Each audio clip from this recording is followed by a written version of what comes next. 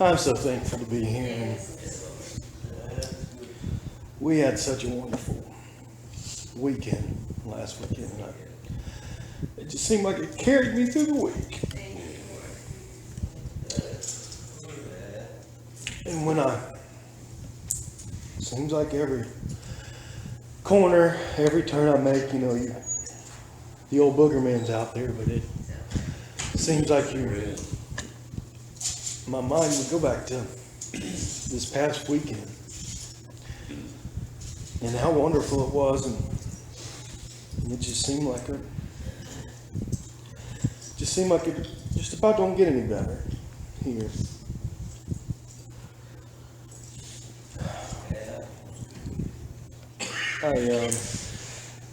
I like to get up early on Sunday mornings and read, and it seems like I comprehend a little better, or I'm not sure, but it's almost like I don't even need an alarm clock, but the Lord just tells me it's Sunday, and I get up and I read, and it seems like I comprehend so much better, and I know the Lord, He blesses me. I feel His blessings in my life, with my son and my wife and my home, and my church and my family.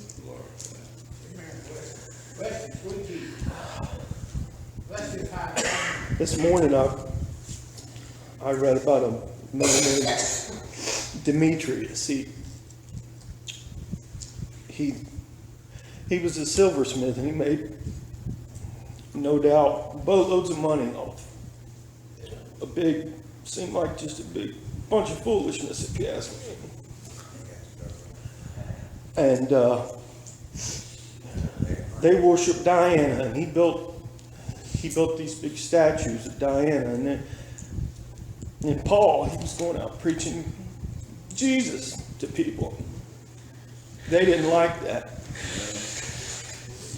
because that hurt their wallet, that hurt their money. And he stirred up a big bunch of commotion. I could almost see it as I was reading. He's just stirring people up. You just get the devil. He'll move, and when people are like that, they'll go after it, and anyways, they took a hold of a couple of Paul's companions. I don't remember their names, but they brought him up, and it seemed like they were just had him right where they wanted him. But the Lord was there. I believe the Lord stepped in and intervened and saved those two. Because they believe that no statue, no God was made by our hands. God made the things that they had, and there was one God. And I believe that too. It reminds me of reading back through and hearing it preached so many times. Thou preparest a table before me in the presence of mine enemies. And the Lord just took them, and He prepared a table for them, and He protected them and shielded them, and it made me feel so good about where I'm at in my life, and when I'm out at work, and when have my, yesterday wasn't a great day for me, but I still have the Lord. Thank you. And my day didn't really seem like it could get any worse yesterday, and I was kind of having a little pity party for myself. And then I felt the Lord. I was by myself working, and I felt Him. I know He was there, and He made me feel better. And That is so sweet. And I wouldn't trade it for anything.